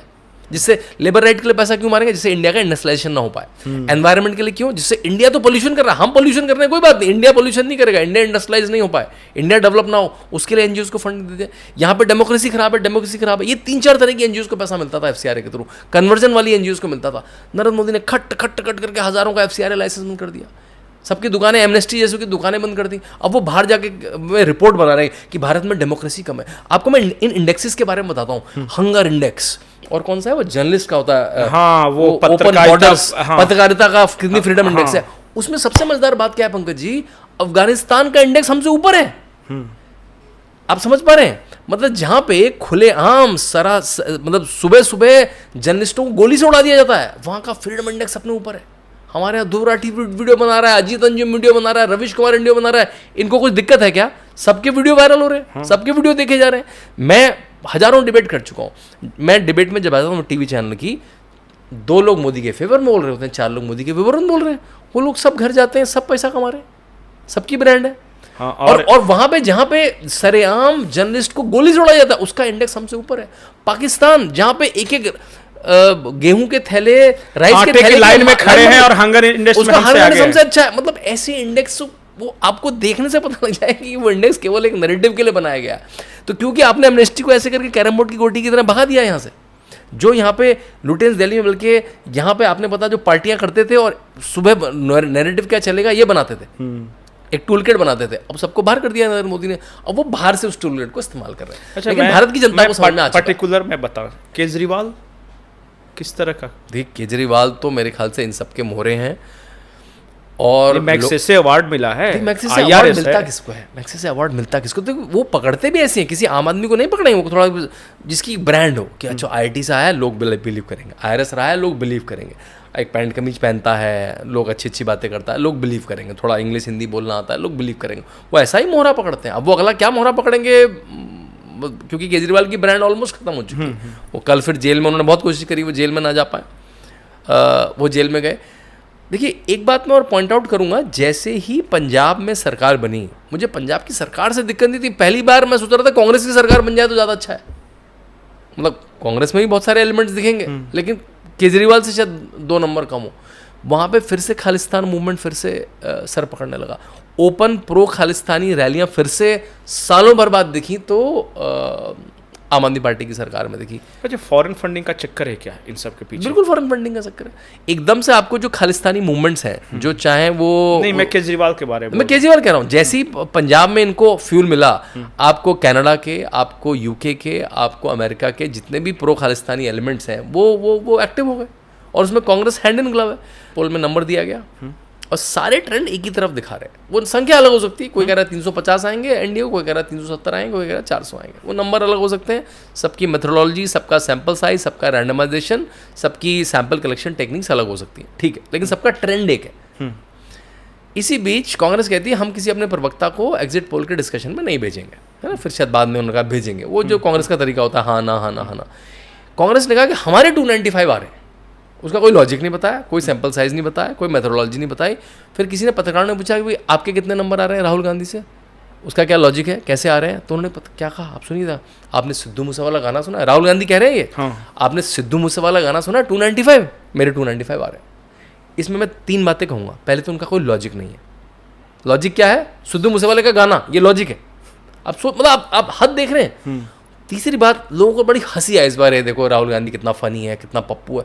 नहीं, ये पप्पू वाली बात नहीं है, डेंजरस है कि राहुल गांधी सिद्धू मूसेवाला है, जो अब नहीं रहे, अपनी किसी गैंग फाइट में मारे गए। वो सबको पता है, वो open anarchist, anti establishment, anti government, जो भी गवर्नमेंट प्रो खालिस्तानी, वो प्रो खालिस्तानी गाने गाते थे। उनका हर चौथा गाना प्रो खालिस्तानी था। और ये जो 295 है, इन्होंने IPC 295A, जो ईश निंदा, मतलब ब्लास्फेमी में जो ब्लास्फेमी का जो लॉ, उसके ऊपर गाना बनाया था। उसको राहुल गांधी सुन क्यों रहे? तो मुझे लगता है ऐसा हुआ क्या होगा, इंडिया गठबंधन की मीटिंग हुई, देखा होगा आपने, चुनाव जो जिस दिन एग्जिट पोल आने वाले थे, उन्होंने मेरे ख्याल से सिद्धू मूसेवाला का गाना सुना। उनको लॉजिक तो कोई मिला नहीं। उनसे पूछा क्या लॉजिक दे भाई मार्केट में, तो मेरे ख्याल से राहुल गांधी कमरे में एंटर करे होंगे, अपना वो पैंट शर्ट पहन के रहते हैं, गाना सुनते हुए, तो सबको उन्होंने सिद्धू मूसेवाला गाना सुना, उसमें 295 सुना, 295, चलो 295 नंबर देते हैं, ये नंबर है, ये नंबर है, ये लॉजिक है, और तो कोई लॉजिक है नहीं। लेकिन मुझे इसमें डर ये है कि भाई राहुल गांधी सिद्धू मूसेवाला के गाने क्यों सुन रहे हैं? किस आइडियोलॉजी से वो प्रभावित हैं? वो एक एक्सट्रीम प्रो खालिस्तानी आइडियोलॉजी से प्रभावित हैं क्या, जो लग रहा है? Not only pro Khalistani. Kerala में जाके जो फादर के साथ जो बातचीत की, हाँ, वो एक वीडियो है। मणिपुर के बारे में ये कहा जाता है कि जानबूझ के उस इश्यू को इसलिए उठाया गया कि उसे ईसाई बनाम ये हिंदू बनाया जाए। हाँ, हिंदू मैती और कुकी जो वहाँ की दो जाति हैं। उसके बाद ये खालिस्तान का आप देख रहे हैं। और वो जो फादर की आप बता रहे हैं, वो फादर की स्टेटमेंट पता है आपको? वो फादर कहते हैं इस धरती माँ पे मैं पैर नहीं रखूंगा, नहीं मेरे पैर खराब हो जाएंगे, भारत माता पे पैर नहीं रखूंगा। वो हिंदू धर्म को अलग अलग तरह की गालियाँ देते हैं। आपको पूरे भारत में अगर फादर के पास जाना भी था तो वही फादर मिले जो चुन चुन को दिन रात हिंदू धर्म को गाली देते हैं। स्टालिन का बेटा जो देख लीजिए, स्टालिन का बेटा, और आपके साथ है, आपने एक स्टेटमेंट नहीं बोला, बल्कि खड़गे के पुत्र उनके सपोर्ट में आए। और हिंदू समाज, भारतीय समाज इतना सहिष्णु है, उसने कुछ कहा, मैंने ठीक है भाई कर लो, हमारा भगवान आपके कहने से तो नीचे आ नहीं जाएगा। मतलब मेरे ख्याल से हिंदू धर्म की उदारता का ये बेनिफिट उठा रहे हैं क्या? नहीं तो लोकतंत्र खतरे में आ जाता, फ्रीडम इंडेक्स वगैरह डाउन नहीं हो जाता अगर विरोध करते तो? डाउन हो जाता। तो मेरे ख्याल से, लेकिन अच्छी बात यह है कि 24/7 मीडिया जो है, NMF जैसे जो बड़े बड़े चैनल हैं, इससे क्या है कि आप सुबह सुबह झूठ बोल के बच नहीं सकते। एक छोटा बालक भी आएगा शाम को, ट्विटर में डालेगा, आपका झूठ एक्सपोज करेगा, शाम तक एक्सपोज हो जाओगे। तो ये जो है कि ममता बनर्जी सोच रही थी कि मैं बंगाल में तो बोलूंगी कांग्रेस को वोट देबो ना, और दिल्ली में आके डेरेक ओबरान कहेंगे मैं इंडिया अलायंस के साथ हूँ, ये झूठ चल जाएगा, ये झूठ बिक जाएगा, क्योंकि वो तो बंगाली लोग देख रहे हैं। ऐसा नहीं है भाई, आज नहीं आपका बंगाली का कांग्रेस में वोट देबो ना, वो दिल्ली में भी चलता है। तो आज के सोशल मीडिया के ज़माने में इनकी जो 20-30 साल पुरानी राजनीति है, देखो 20 साल बड़ी आसान राजनीति, जैसे मैंने बताया कि मुसलमान को वोट ले लो, हिंदू धर्म को जाति में बांटो, और चैनल बंगाल केरला में कम्युनिस्ट से लड़ते रहो और दिल्ली में उनका सपोर्ट ले लो, दिल्ली में उनका सपोर्ट करो। और चैनल तो दिखाएगा नहीं। 30 साल पहले दूरदर्शन था, दूरदर्शन इनके हाथ में रहता था, वहाँ पे घुंडी घुमा दो, कुछ अखबार होते थे, उसके एडिटर को बात कर लो, मैनेज कर लो सब। आज मैनेज किसको मैनेज करोगे भाई? हर बालक जिसके हाथ में मोबाइल है वो जर्नलिस्ट है, किसको मैनेज करोगे? वो ट्वीट करके आपकी पोल खोल देगा और वही वायरल हो जाएगा शाम तक। तो आप ध्रुव राठी को कितना भी लगा दोगे, ध्रुव राठी को मिलियंस में व्यू आते हैं, लेकिन ध्रुव राठी के काउंटर वाले भी व्यू आते हैं। तो आज तो जनता समझदार है, वो एंटरटेनमेंट के लिए ध्रुव राठी को भी देखती है, लेकिन वो शाम को सच जानने के लिए NMF को भी देखती है। तो ये जब कैंसिल आउट हो जाता है तो सच पहुंच ही जाता है आजकल। अच्छा, प्रधानमंत्री ने इलेक्शन कैंपेन के लास्ट में एक बहुत बड़ी बात कही। उन्होंने कहा कि 4 तारीख के बाद इनका सारा एग्रेशन, सारा रोना पीटना खत्म हो जाएगा और परिवारवादी पार्टियों का युग खत्म हो गया, उनके कार्यकर्ता है उनके खिलाफ विद्रोह करेंगे। ये परिवारवादी पार्टियों का सचमुच खत्म हो गया कि अभी चलेगा कुछ दिन तक? देखिए, काफ़ी तो कम होने भी लगा है। आपने देखा होगा कांग्रेस के विरुद्ध ही एक पूरा गैंग बन गया था, क्या नाम था, G32 या कुछ नाम था उसका, G23 उसका नाम था। तो मतलब 23 लोगों का एक समूह था, उसमें लोग बढ़ते गए, लेकिन नाम उन्होंने G20 रखा। जो बड़े बड़े नेता थे, जो राज्यसभा में रहे, संसद में रहे, मंत्री रहे, आनंद शर्मा, शशि थरूर, मनीष तिवारी, कुछ बाहर भी निकल गए। और कुछ है कांग्रेस के साथ। उन्होंने कहा भाई, उनका विरोध क्या था कि कांग्रेस में ये जो प्राइवेट लिमिटेड पार्टी बना दी है, कि उसमें सोनिया गांधी, राहुल गांधी, प्रियंका गांधी, इन्हीं के 3 के बीच में अकड़ बकड़ बम्बे बो खेलना पड़ेगा, ये खत्म होना चाहिए। जिसमें मेरिटो लेके आओ, सचिन पायलट को लेके आओ, ज्योतिरादित्य सिंधिया को लेके आओ, वो तो पार्टी छोड़ के चले गए। जो टैलेंटेड है, जिसके नाम पे चुनाव जीता जाता है, जिसको चुनाव नहीं आता, वो केसी वेणुगोपाल, जिंदगी में चुनाव नहीं लड़ा, वो सबसे बड़े कंसल्टेंट है। जयराम रमेश कभी चुनाव नहीं लड़ा, सबसे बड़े कंसल्टेंट है। राहुल गांधी को गरीबी पे ज्ञान कौन देता है? वो जो विदेश में बैठे हैं, सैम पिट्रोदा, वो बताते हैं भारत में गरीबी क्या है, भारत का नक्शा क्या है, कौन अफ्रीकन लगता है, कौन चाइनीज लगता है, वो सिखा रहे हैं वो। तो इस तरह के लोगों को बाहर निकालो, इस पे विरोध होगा। भाई आप एक चुनाव हारे, लोग कहते हैं कि भाजपा में भी तो वंशवादी हैं, बिल्कुल ठीक बात है। हम नोएडा से इंटरव्यू कर रहे हैं, नोएडा में जो विधायक हैं वो राजनाथ जी के बेटे हैं, ये तो वंशवाद हो गया। लेकिन मेरे ख्याल से ये वंशवाद नहीं है। मेरी जो वंशवाद की परिभाषा क्या है, सचिन तेंदुलकर का लड़का क्रिकेट खेलता है, मुझे कोई दिक्कत नहीं है। सुनील गावस्कर का लड़का क्रिकेट खेलता है, कोई दिक्कत नहीं। भाई जिस घर में वो पैदा होता है वही सुनता है, वही देखता है, वो करता है। तो नेता का लड़का नेता बनता है, मुझे कोई प्रॉब्लम नहीं है। लेकिन अगर सचिन तेंदुलकर का लड़का 10 मैच में 0 पे आउट होता है और फिर भी कैप्टन बना रहता है, वो वंशवाद है। पंकज सिंह पार्टी चला रहे हैं क्या? पंकज सिंह भाजपा चला रहे हैं क्या? नहीं चला रहे ना। पंकज सिंह के विधायक है, कोई प्रॉब्लम नहीं, मुझे मंत्री तक नहीं बने।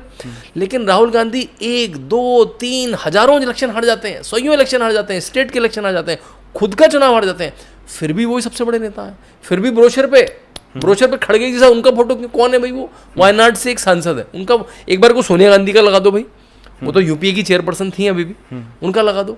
तो ये जो तरीका है, जब से अखिलेश यादव ने पार्टी छीनी है अपने पिताजी से, याद है वो माइक छीना था और पार्टी भी छीन ली थी, तब से एक चुनाव नहीं जीते पंकज भाई। वो 2014 का चुनाव हारे, समाजवादी पार्टी हारी, 2017 का हारे, 2019 का हारे, 2022 का हारे, 2024 का भी हारने जा रहे हैं। और इसके बीच में प्रधानी के जितने इलेक्शन हुए, जिला पंचायत के, ब्लॉक के जितने इलेक्शन हुए, जितने मेयरी के इलेक्शन हुए, जितने चेयरमैन के इलेक्शन, वो सारे हार गए। वो मतलब एक आदमी जो 10 इलेक्शन हार के बैठा है, फिर भी वही हेल्म ऑफ अफेयर में, फिर भी वही राजा है। ये शिवपाल यादव के किनारे वही लगा रहा है वो, शिवपाल पाल को भी किनारे। और उन्होंने 5 यादव टिकट दिए हैं इस बार ना, कहते हैं यादवों की पार्टी है। वो यादवों की पार्टी नहीं है, वो केवल मुलायम सिंह यादव के परिवार के यादवों की पार्टी है। वो कौन चुनाव लड़ रहा है? भैया मतलब अखिलेश यादव, उनकी पत्नी डिम्पल यादव, उनके भाई अक्षय यादव, धर्मेंद्र यादव, तेजपाल यादव, 5 यही 5 यादव। यही 5 यादव हैं पूरे उत्तर प्रदेश में, जहाँ पे 10% यादव माने जाते हैं और कोई यादव नहीं है। तो ये परिवार टूटेंगे। ऊपर से शुरू करो, अब्दुल्लाज की पार्टी, मुफ्तीज की पार्टी, यादवों की पार्टी, बिहार में यादवों की पार्टी, गौड़ा की पार्टी, स्टालिन की पार्टी, उद्धव ठाकरे के परिवार की पार्टी, ये टूटेंगे क्योंकि इनका कार्यकर्ता देखेगा भाई चुनाव तो जीत नहीं रहे, इनकी जरूरत क्यों थी भाई इनके नाम पे चुनाव इनके नाम पे चुनाव जीत जाए। आपको अपनी अमेठी जो आप पुश्तों से आपकी सीट है जो 40 साल से 50 साल के पास है वो आप हार जा रहे हैं। आपको रायबरेली जाना पड़ रहा है, उसमें आप पता नहीं जीतेंगे नहीं जीतेंगे। तो जब इनको लगेगा कि ये तो चुनाव जीतना, तो चुनाव जीतेंगे तभी तो आप सत्ता में आएंगे, तभी जो आपकी आइडियोलॉजी उसके आधार पर काम करेंगे। तो मेरे ख्याल से इनके कार्यकर्ता ही इनको भगाना शुरू कर देंगे। ये पार्टियाँ खाली होने लगेंगी, इनके बूथ की एजेंट तक नहीं मिलेंगे, इनको कैंडिडेट लड़ने को नहीं मिलेंगे। तो अब ये प्रक्रिया शुरू होने लगी है कि अब जो भी मेरिट पे नहीं होगा, देखिए अभी राष्ट्रीय अध्यक्ष कौन है? जेपी नड्डा भाजपा के। उसके पहले कौन थे? अमित शाह। उसके पहले कौन थे? राजनाथ सिंह। उसके पहले कौन थे? शायद वेंकैया नायडू। अब सीरीज देखते जाइए, इसमें से गडकरी मैं भूल गया, गडकरी जी, वेंकैया नायडू। अब इनमें से कोई किसी का चाचा, भतीजा, मामा, ताया, बच्चा नहीं है। ये लोग क्यों हैं? इनकी केवल एक सिंगल इनकी एक टिक मार्क है कि इनकी मेरिट है। ये लंबे समय तक सामाजिक राजनीतिक जीवन में रहे हैं, इनको भारत का समाज समझ में आता है। इनके लिए भारत का समाज एक ट्यूशन की क्लास नहीं है। इनको सीटें गांव पंचायत अपने अपनी क्षेत्र के या भारत के बड़े हिस्से के रटे पड़े। अभी आपने देखा होगा नरेंद्र मोदी बिहार की रैली जब करने गए तो वहां के भाजपा के कार्यालय में घुस गए और उन्होंने बूथ के लेवल के लोगों की मीटिंग ली। आज भी नरेंद्र मोदी को बूथ के लेवल की मीटिंग आती है, चुनाव कैसे होता है। मुझे लगता है राहुल गांधी को तो चुनाव की प्रक्रिया ठीक से नहीं पता होगी, जिस भी राज्य के अपनी सीटों के नाम संख्या नहीं पता होगी। तो ये जो है अब नहीं झेलेगा, ये अब नहीं झेलेगा क्योंकि तुम नेहरू के खानदान के हो, इंदिरा के खानदान के हो, राजीव के खानदान के हो, सोनिया के खानदान के हो, इसलिए तुम ही राजा रहोगे। मेरे ख्याल से ये प्रथा भारत में जा रही है और अब मेरिटोक्रेसी भारत में आ रही है। मेरिटोक्रेसी की बात करें, लेकिन वो वैसे तो कह रहे हैं कि जब मोदी चला जाएगा पहाड़ों में या योगी मठ में चले जाएंगे, उसके बाद हमारा जमाना आएगा और हमारी सरकार आएगी तो बता देंगे। देखिए ओवैसी तो डर की राजनीति की और अशरफ राजनीति का एक चेहरा है।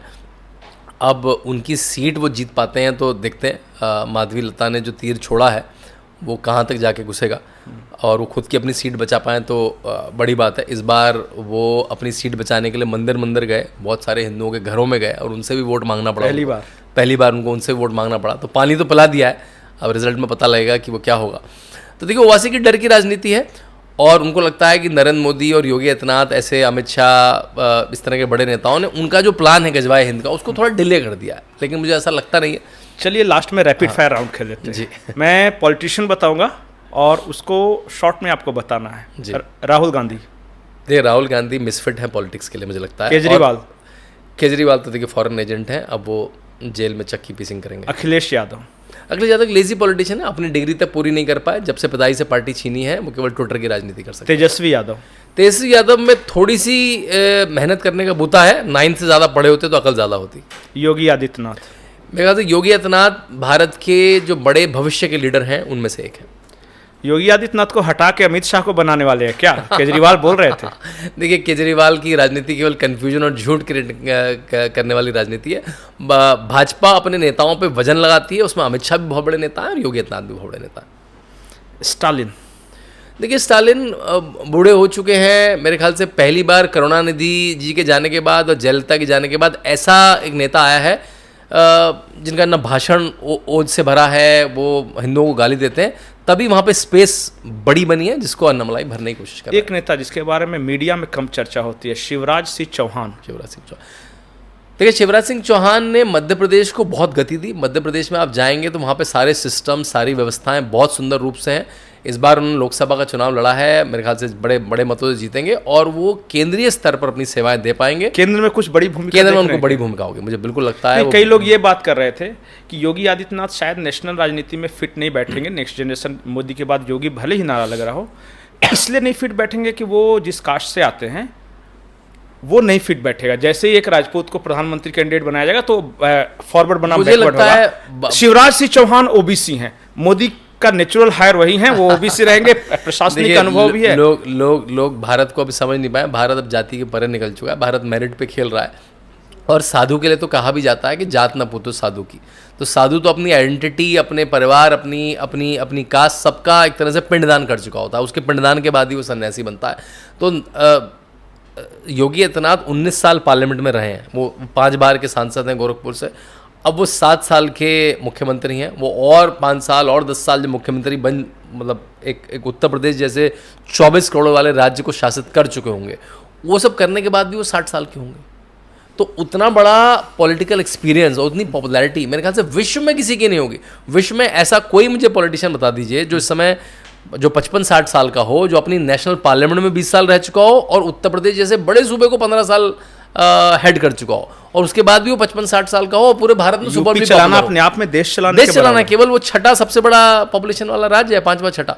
तो उनका जो एक्सपीरियंस है वो मेरे ख्याल से मतलब अतुलनीय है। देखिए नरेंद्र मोदी ने जो एक काम करा है ना, उन्होंने एक बैटरी ऑफ लीडर्स क्रिएट कर दी है कि मेरे जाने के बाद ऐसे कई नेता होंगे जिनकी उम्र आज 60 साल से कम है, जिनको चुनाव जीतना भी आता है, जिनकी जनता में भी पकड़ है और जो प्रशासनिक कार्य भी कर सकते हैं। अमित शाह तगड़ा नाम है, 60 से कम है, चुनाव लड़ना आता है, उनसे अच्छा चुनाव लड़ना किसको आता है, और प्रशासनिक समझ भी है। योगी आदित्यनाथ चुनाव लड़ना आता है, प्रशासनिक समझ भी है, एज भी अपने साइड में 53-52 साल के। हेमंत बिस्वा 55 साल के हैं, चुनाव लड़ना भी आता है, प्रशासनिक एक्सपीरियंस भी है, मुख्यमंत्री हैं इस समय। स्मृति ईरानी 50 से भी कम है, 47-48 की हैं, एक्सट्रीमली पॉपुलर है, महिलाएं, कई भाषा बोल सकती हैं, मंत्री भी रही हैं, चुनाव भी लड़ना आता है।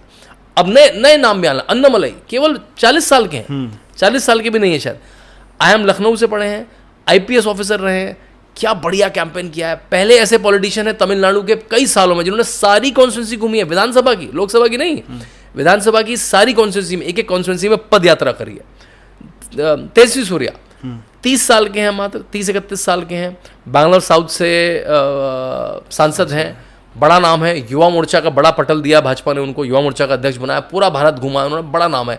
सारे लोग मेरिटोरियस हैं, जिनको प्रशासनिक समझ भी है और जिनको चुनावी समझ भी है, जनता में पॉपुलर है, सारे एलिमेंट। बीजेपी और कांग्रेस में एक डिफरेंस ये बताया जाता है कि बीजेपी ने स्थानीय क्षेत्रीय लीडर्स तैयार किए, कांग्रेस ने क्षेत्रीय लीडर्स को किल कर दिया एग्जैक्टली।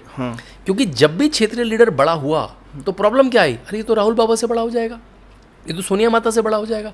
शरद पवार क्यों छोड़ के गए, ममता बनर्जी क्यों छोड़ के गई, पटनायक के पिताजी क्यों छोड़ के गए, ये सब कांग्रेस में ही थे। देखिए जितनी आपको रीजनल पार्टियां दिखेंगी वो एक समय में सब कांग्रेस में थी। कांग्रेस के वर्टिकल स्प्लिट होते गए, कांग्रेस ए, कांग्रेस बी, कांग्रेस आई, कांग्रेस गई, वो सब बनते गए और ये सब मुख्यमंत्री भी बन गए अपनी अपनी जगह, इतने बड़े हो गए कि मुख्यमंत्री बन गए। जगन रेड्डी कौन है, इनके पिताजी वाईएसआर में थे। ममता बनर्जी कौन है, कांग्रेस से आई है। शरद पवार कौन है, कांग्रेस से आए हैं। भाजपा में कोई भी वर्टिकल स्प्लिट हुआ या कोई स्प्लिट होने हुआ, येदियुरप्पा बाहर निकले, कुछ नहीं, उनकी दुकान नहीं चली, वापस आ गए। उमा भारती बाहर निकले, दुकान नहीं चली, वापस आ गए। कल्याण सिंह, बड़े नेता हैं सारे, बाहर निकले, सब वापस आ गए। तो क्योंकि एक संगठन है, एक आइडियोलॉजी है, आप केवल चुनाव के लिए नहीं लड़ रहे हैं, केवल सत्ता के लिए लड़ रहे हैं, आइडियोलॉजी के लड़ रहे हैं। तो जैसी वोटर को दिखता है कि ये आदमी तो अच्छा है लेकिन आइडियोलॉजी से अतर जा रहा है, मेरी मूल परंपरा से अलग जा रहा है, उसको वोट नहीं मिले। लास्ट क्वेश्चन, अगर महिलाओं के बारे में नहीं बात करें, क्योंकि हमने सारे पुरुष लीडर्स के बारे में, 33% रिजर्वेशन लागू होने वाला है 2029 में। एक बैच तैयार होगा वुमेन पॉलिटिशियन का जी, आप इसको किस तरह से, सामाजिक रूप से इसका इम्पैक्ट, पॉलिटिक्स में इम्पैक्ट? देखिए भारत में जो ग्राम प्रधानी में और जो मेयरी का इलेक्शन होता है, कॉर्पोरेट म्यूनसिपल का इलेक्शन होता है, उसमें 33 रिजर्वेशन काफ़ी समय से आ चुका है। 92-93 में आ गया था, 72 मेरे ख्याल से 72वां जो 73वां संशोधन था उसमें वो आ गया था, और वो शुरू भी हो गया है ना, एक सीरीज चली है पंचायत, उसमें दिखाते भी हैं। उसमें छोटा सा एलिमेंट रहा कि जो प्रधान है उसने अपनी पत्नी को प्रधान बना दिया और ये खुद ही प्रधानी करता रहा, जिसको हम प्रधानपति भी बोलते हैं, प्रधान देवर भी बोलते हैं, या प्रधान बहन भाई भी बोलते हैं, ये चलता रहा। लेकिन उसमें बहुत सारी प्रधान आगे बढ़ती ना जो खुद ही सशक्त प्रधान बन गए, और उसने बहुत सारी सोशल शेयरिंग भी करी और उसने एक तरह से औरतों को सशक्त भी बनाया। 33% रिजर्वेशन असेंबलीज में और पार्लियामेंट में बहुत समय से पेंडिंग था। जो जनता दल के कई जो भाग थे, शरद पवार जैसे लोग, लालू प्रसाद जैसे लोग, मुलायम सिंह यादव जैसे लोग, उन्होंने उसका घर पुरजोर विरोध करा क्योंकि ये मेल डोमिनेंट पार्टी बनाना चाहते थे। लेकिन इसको चेंज कौन लाया? सारे चेंज जो 10 साल में जो व्यक्ति लाया, जो मुसलमान समाज में भी लाया, मैं भटकाता हूँ, हाँ, जो मुसलमान समाज में भी ट्रिपल तलाक का संशोधन लाया और जो चुनावी राजनीति में भी संशोधन लाया 33% का। ये लोग कहते हैं संविधान बदल देंगे, संविधान बदल देंगे। संविधान में पंकज भाई 106 संशोधन हो चुके हैं। संविधान में खुद आर्टिकल 368 कहता है कि संविधान में संशोधन कर सकते हैं। संविधान में 106 संशोधन हुए और उसमें से भाजपा ने 10 साल में 8 संशोधन करे। वो संशोधनों को सुनेंगे तो आपको बड़ा अच्छा लगेगा। एक संशोधन है जीएसटी, एक संशोधन है कि ओबीसी की जो पहचान है वो स्टेट खुद कर सकता है, सेंटर से नहीं निर्धारित होगी। ओबीसी का कमीशन सेटअप करना, ईडब्ल्यूएस जो है, जो ऊंची जाति में भी है लेकिन गरीब है, उनको 10% रिजर्वेशन देना। जो रिजर्वेशन की प्रथा है उसको अगले 10 साल के लिए फिर लागू कर देना। आपको पता है जो बाबा साहब का जो संविधान था उसमें 10 साल के लिए थी, हर 10-10 साल में उसको रिन्यू कराया था, उसको रिन्यू करना। और ये जो हम बात कर रहे थे, औरतों को 30% रिजर्वेशन देना, ये संशोधन कर रहे हैं। ये सारे प्रो रिजर्वेशन है, हर वर्ग को, वुमेन को रिजर्वेशन दे रहे हैं। ओबीसी का एक की जो आइडेंटिफिकेशन है वो स्टेट को स्वायत्ता दे रहे हैं। तो रिजर्वेशन को मजबूत कौन कर रहा है? ये सारे संशोधन कर रहे हैं। तो अगर भाजपा संविधान में कुछ बदलाव संशोधन करेगी भी तो वो प्रो रिजर्वेशन होगा, वो प्रो ऐसी जाति होगा जिसको कहते भी है कि मैं महिला के साथ हूँ, मैं युवा के साथ हूँ, मैं किसान के साथ हूँ, मैं दलित के साथ हूँ। तो ये जो रिजर्वेशन है ये 29 में आ पाएगा कि 31 में आ पाएगा, क्योंकि इसके लिए सेंसस दोबारा से होना है। और 21 का सेंसस नहीं हो पाया था कोरोना के चक्कर में। अगला सेंसस 31 में होगा। 31 के बाद बीच में भी तो कर सकते थे, बीच में भी कर सकते हैं, कि नहीं हुआ है तो वही वाला पेंडिंग है, करवा 21 वाले को कर सकते हैं। लेकिन मुझे लगता है कि एक बार को शायद 31 पे टल भी सकता है। तो शायद वो 29 के हमारा इलेक्शन अब कब होगा, 24 के बाद 29 में होगा, तो शायद 29 में लागू ना हो पाए, 31 में हो, उसके बाद डिलिमिटेशन हो, क्योंकि सीटें भी बढ़नी है साथ में। वो भी एक काम बचा है, जो पॉपुलेशन के हिसाब से सीटें बढ़नी है। मेरे ख्याल से ये सीटें जो है हमारी 550 के आसपास की या 800 के आसपास जा सकती है, 800 के आसपास जा सकती है। पार्लियामेंट में सीटिंग कैपेसिटी भी, सीटिंग कैपेसिटी भी उसी हिसाब से बढ़ाएगी। तो ये दोनों काम मुझे लगता है एक साथ होंगे कि सीट कैपेसिटी भी बढ़ जाएगी और वुमेन रिजर्वेशन भी आ जाएगा। तो मेरे ख्याल से इससे जो ओवरऑल जो नंबर ऑफ मेल एमपीज है उसमें शायद फर्क नहीं पड़ेगा, वो उतने ही रहेंगे, सीटें बढ़ जाएंगी इससे। लेकिन आपको एक बड़ी सशक्त महिला की कौम जो अभी किसी एनजीओ में काम कर रही है, अभी किसी कॉर्पोरेट में काम कर रही है, अभी किसी संस्था में काम कर रही है, अभी तो वो एक जब सामाजिक पटल पे आएगी, जब वो राजनीतिक पटल पे आएगी, तो मैं कहता एक राजनीतिक शक्ति जो महिला शक्ति जिसको हम कहते हैं वो उभर के आएगी और वो समाज के लिए बहुत अच्छी होगी। हाँ, वो लखपति दीदी कल को एमएलए भी बन सकती है, वो एमएलए भी बनेगी, वो सांसद भी बनेगी। तो मैं कहता सशक्तिकरण अभी से शुरू हो गया। अब उसको घर दे दिया है। जो 4 करोड़ घर नरेंद्र मोदी ने दिए हैं वो महिला के नाम पर है। महिला के नाम। जब टॉयलेट बनता है तो सबसे बड़ा फायदा महिला का होता है। जब गैस का चूल्हा आता है तो सबसे बड़ा फायदा महिला का होता है। नहीं तो लकड़ी लेके वही आती थी, गोबर के उपले वही बनाती थी, धुआं वही सूंघती थी लकड़ी का। जब पानी आता है, हर घर में नल आता है, तो फायदा उसी का होता है, क्योंकि पानी भर के वही लेके आती थी। जब सुरक्षा मिलती है सड़कों पे तो सबसे ज्यादा फायदा महिला का होता है। तो ये महिला तो सशक्त हो ही चुकी है।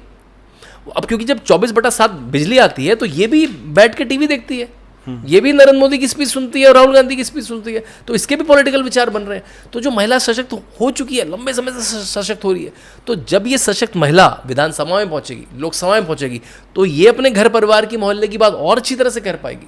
तो मेरे ख्याल से जो आधी आबादी है उसको तो पहुंचना चाहिए संसद में, और इसके लिए भी एक नरेंद्र को ही आना था। तो मेरे ख्याल से बहुत अच्छी बात है कि वो भी हमारे आंखों के सामने हुआ। मेरे ख्याल से हमने जो पिछले 10 साल में देखा है, ये पीढ़ी बड़ी भाग्यशाली है, जिसे लगता था कि 370 तो शायद निबंध का विषय, चेंज भी देखा, इकोनॉमिक चेंज भी देखा है।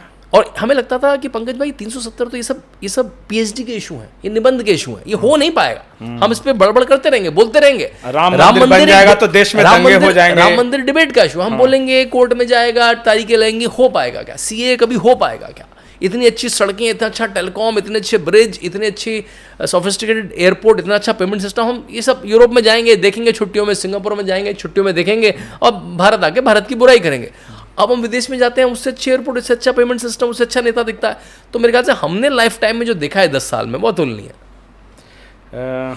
देखिए, हम सब उम्मीद तो यही करेंगे कि जो आने वाले 5 साल हैं वो भारत के लिए डिसाइडिंग मोमेंट बिल्कुल शायद हो सकते हैं। कुछ रिफॉर्म्स की बात हो रही थी, जुडिशियल रिफॉर्म्स वगैरह, एडमिनिस्ट्रेटिव रिफॉर्म्स जो पेंडिंग इशू है। और मोदी जी कहते भी हैं कि हम न लटकाते हैं न भटकाते हैं, और यहाँ लटकाने भटकाने का सिलसिला बहुत चल रहा है। बिल्कुल, तो उम्मीद तो यही है, और देखते हैं कि क्या करते हैं।